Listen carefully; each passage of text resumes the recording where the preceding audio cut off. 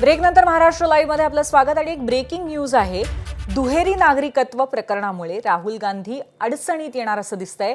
Rahul गांधींविरोधात FIR नोंदवण्याचे आदेश अलाहाबाद उच्च न्यायालयाच्या लखनौ खंडपीठाने हे आदेश दिलेत। तपासानंतर पुढील कायदेशीर कारवाई होणार असल्याचं कळतंय।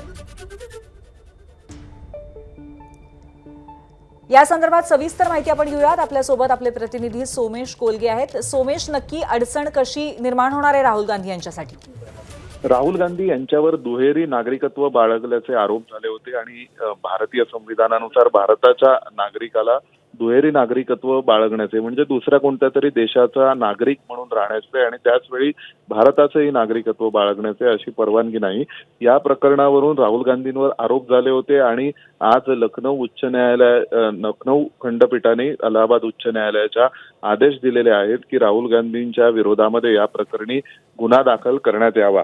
याविषयीची एक याचिका दाखल करण्यात आली होती उच्च न्यायालयामध्ये आणि या याचिकेवर न्यायमूर्ती सुभाष विद्यार्थी यांनी आदेश दिलेला आहे की राहुल गांधींवर जे दुहेरी नागरिकत्व बाळगल्याचे आरोप आहेत त्या प्रकरणी गुन्हा दाखल करावा, FIR नोंदवावा आणि पोलिसांनी तपास करावा असे आदेश उच्च न्यायालयाने दिलेले आहेत।